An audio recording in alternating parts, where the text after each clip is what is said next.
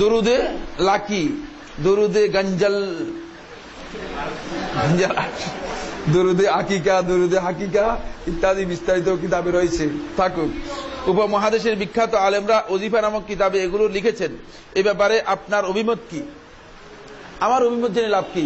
রাসূলুল্লাহ সাল্লাল্লাহু আলাইহি ওয়াসাল্লাম আমাদেরকে দরুদ শিক্ষা দিয়ে গেছেন।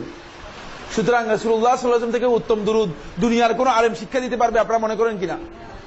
আমি শিক্ষা দিতে পারবো মনে করেন কিনা? না। সুতরাং রাসূলুল্লাহ সাল্লাল্লাহু আলাইহি ওয়াসাল্লামের শিক্ষাই আমাদের জন্য যথেষ্ট। যদি যথেষ্ট না হতো, রাসূলুল্লাহ সাল্লাল্লাহু আলাইহি ওয়াসাল্লাম আমাদেরকে আরো শিক্ষা দিতেন। কারণ এই উম্মতকে শিক্ষা শেষ করে দিয়েই তারপরে তিনি এই উম্মতের যে দায়িত্ব নিয়ে এসেছেন সে দায়িত্ব কি করেছেন? পৌঁছিয়ে দিয়েছেন।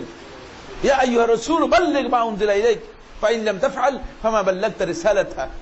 হে রাসূল বাল্লিগ মা উনজিলা ইলাইক, যা আপনার কাছে অবতীর্ণ করা হয়েছে সেটা আপনি পৌঁছিয়ে দিন। সুতরাং এই দায়িত্ব পৌঁছিয়ে দিয়েছেন।